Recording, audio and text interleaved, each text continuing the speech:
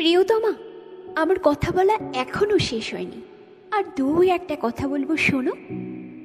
ওই দেখো প্রিয়তমা, বিশাল পাহাড়টা বলছে ভালোবাসি আমি মেঘকে। শোনো প্রিয়তমা, কান পেতে কি বলছে ওরা।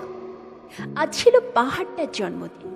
পাহাড় ও মেঘের মনের মধ্যে ভালোবাসা কথা বলার অনেকক্ষণ পর বলল, আজ আমার জন্মদিনে আমার দেওয়া লাল নীল বেনারসি শাড়িটা উপহার দিয়েছিলাম, সেটা পরে আসবে। মেঘ বলছে, আমার ভালোবাসা হৃদয় জুড়ে আছে যত, তোমায় আজ ঠান্ডা জলে স্নান করে দেব জন্মদিনে। আকাশে বিশাল ঝড় উঠল।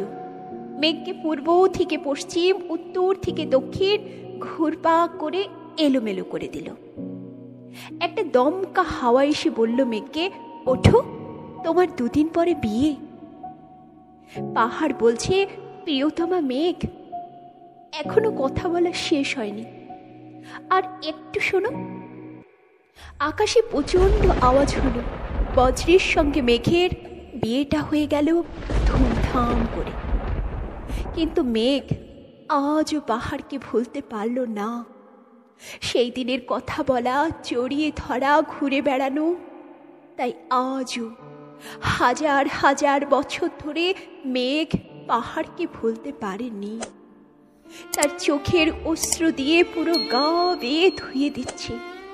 বিশ্বাস যদি না হয়, পাহাড়টার বুকটা চিরে দেখো, তার ভেতরে আজও হাজারো কষ্টের ভালোবাসার জল থই থই করছে। মেঘ বৃষ্টি হয়ে আজও পাহাড়ের সৌন্দর্য ঝর্ণা হয়ে ভালোবাসার টানে গা বেয়ে আজও পড়ছি।